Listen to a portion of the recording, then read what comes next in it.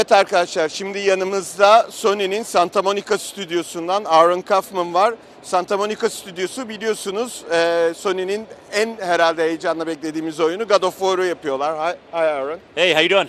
Good, good. Awesome. The first day, but it's late hours, starting to get tired. You look wide-eyed and awake, so unlike me, I hope I'm doing okay. I'm not too red-eyed here. I think you look. My eyes are like red good. like Kratos a little bit, you know. So talking about Kratos, what happened to him, man? What happened to Kratos? Yes, what happened to him? He's supposed to be God. Kratos went through quite a bit, you know, before he landed here in Norse mythology. And I think after we saw in God of War 3, we saw Kratos take a departure, and it's an undetermined amount of time before we see him here. But he's a changed man. He's a man with a new beginning. It's a second chance. He's on a deeply personal journey, a personal quest with his son Atreus. And they are in the wild, unforgiving lands of Norse mythology, and I think we're really excited to show a different side of Kratos, a side that nobody has seen before, and I think a side that a lot of people will be able to relate to between the dynamic of him and his son.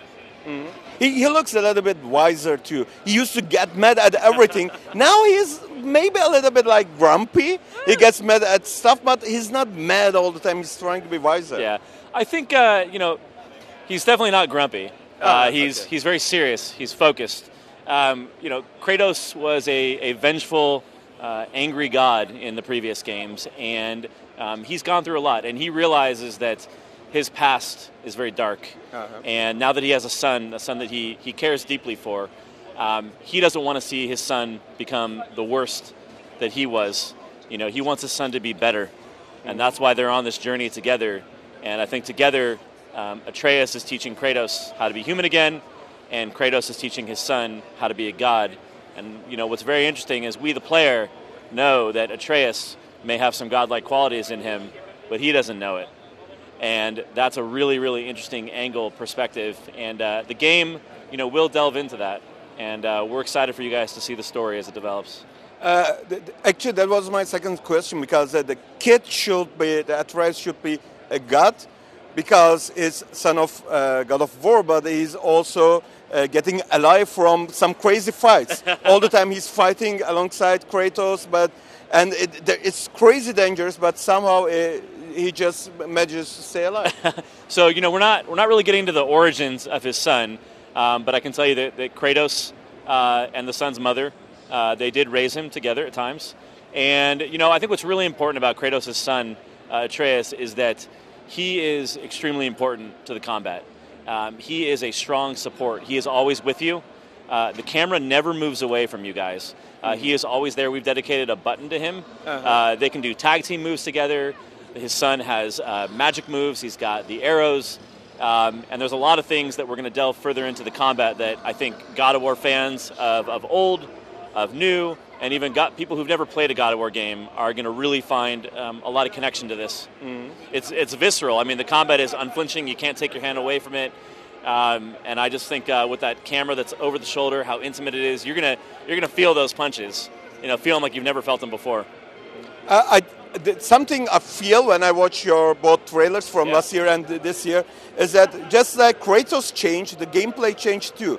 Because it's not as button mashing as it was. It feels more tactical, more wiser. Yeah. Maybe, can you tell it a little bit? Yeah, so I think that's where the son really comes into play. Now, a lot of our team is made up of core people who've been a part of the original God of War games. Jason McDonald, who's one of our lead combat designers, he worked on the original God of War games, and he and his team are taking a lot of pride into evolving the combat of God of War so that it still feels like old God of War games, that the emotion of it, the strength, the hits, but that the complexity, the combat moves, the upgrading system, the way the camera follows you, the dynamic between you and the enemies, the way Atreus is a support for you, and he's not just off to the side. And he's also autonomous. So there's been some smart AI that's been built in to really make him be useful in combat, even if you're not hitting the button that's going to get him to do unique moves for you. And so I think with all that combined, the gameplay of God of War is going to feel very evolved. It's going to feel like our own unique take on it for the action-adventure genre.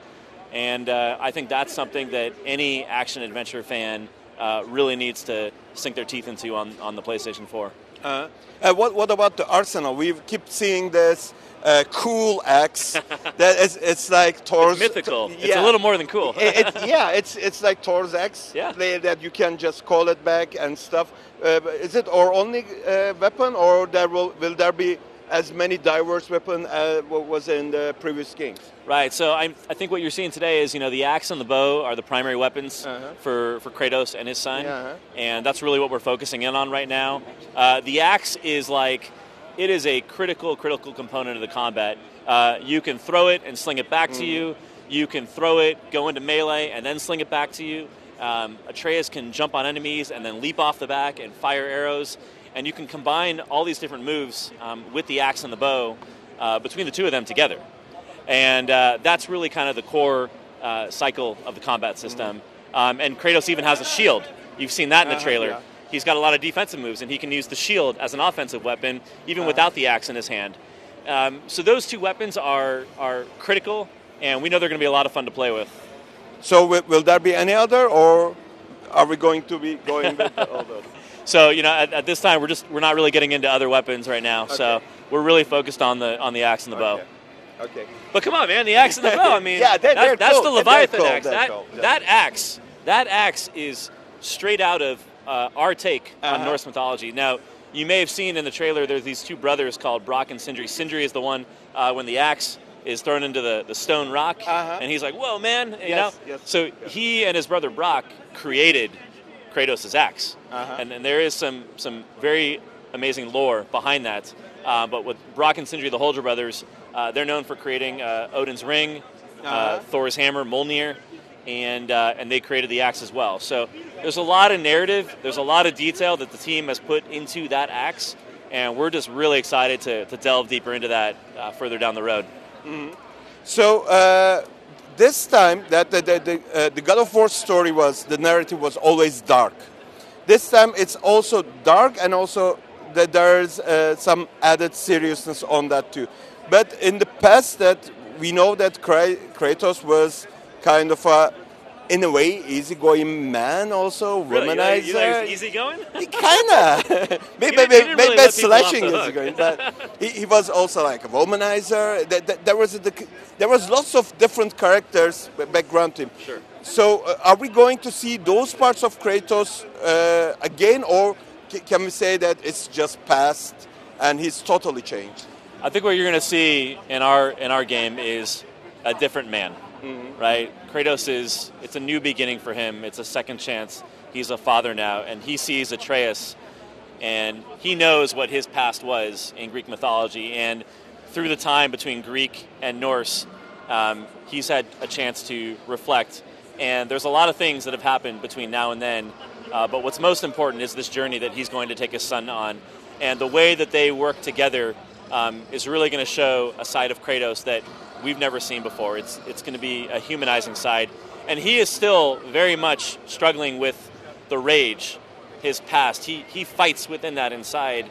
And I think what you'll see in the game is this measured strength. Mm-hmm. He has a rage mode like you saw in the E3 demo last year, but it's a lot more controlled. And he's trying to show Atreus how to be a god and train him for that moment when he's ready. And that is a side of Kratos that we've never seen.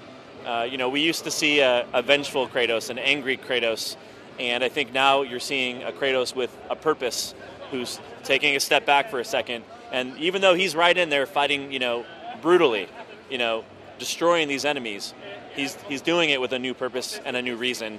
And I think that's a character that, on many levels we can connect with, especially for those of us that are parents. Yeah. And even those of us that aspire to be parents.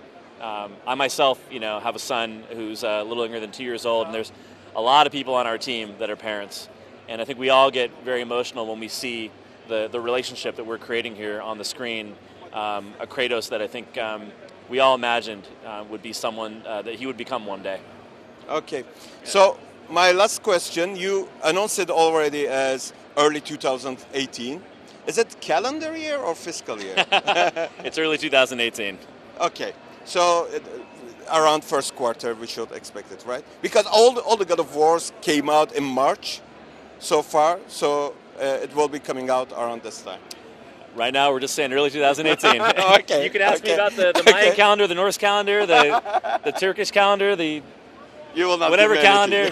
You will not. Okay, I get it. You know, so but yeah, we're really excited to bring it to the PlayStation 4, and we've got a long journey ahead ourselves to get to early 2018. But it's gonna be good. It's gonna be good. Okay, cool. Thank you very much. We're waiting, really excited. Good, Yeah, awesome. Well, we're excited to share it with the world. So Thank thank you.